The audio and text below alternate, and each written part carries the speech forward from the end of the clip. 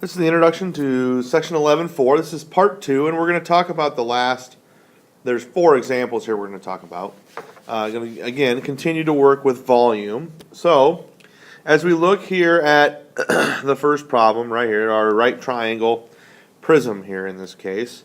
Again, the right triangle prism, as we look at this, our formula, volume equals base times height of the triangle times height of the prism divided by 2. So again, something that might help some of you is to redraw your triangle. The height is 10, the base is 6. This number right here is the height of the prism. Remember, it's the line that connects the two triangles together. So base here is 6 times the height of the triangle is 10 times the height of the prism is 5. And then we're going to divide that by 2.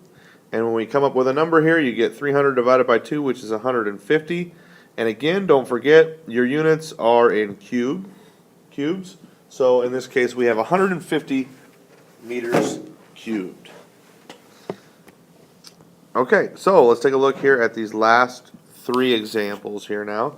The one example, we're not gonna pay any attention to the oblique cylinder in this case. Everything's gonna be right for us.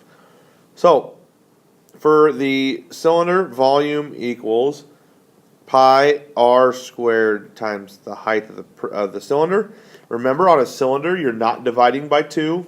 The only time you're going to divide by 2 is if you have a trapezoidal prism or a triangular prism. That's it.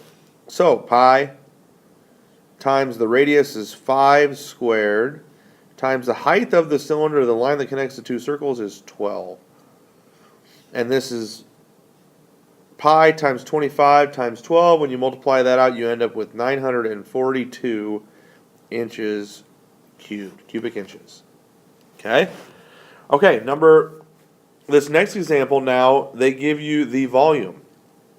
And they're going to give you the volume in terms of pi, and they want you to find what's missing. So, in this case, we know that the volume is pi r squared times the height.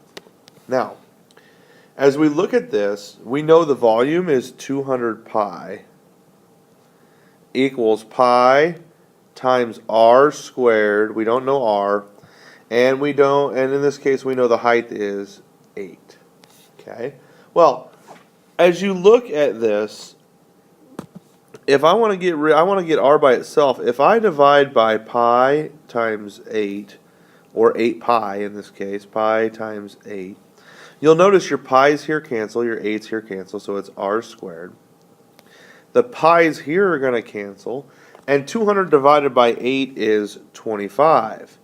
And now you take the square root, and r is 5. Now, that's your radius. Your radius is 5.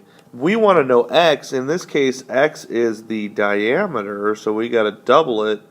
In this case, x is going to equal 10. You may see some cases like this, where they give you the volume and they want you to find either the height of the cylinder or prism or the radius or along those lines. Okay, so let's take a look here at the last one now. Now the last one, you've got 2 shapes. You'll notice you have a cube and you have a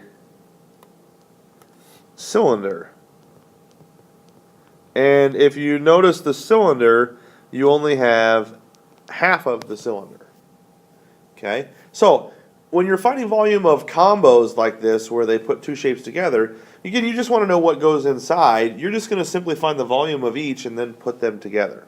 Okay? There's nothing that you're going to have to worry about subtracting or taking away or anything like that where we had with surface area and lateral area.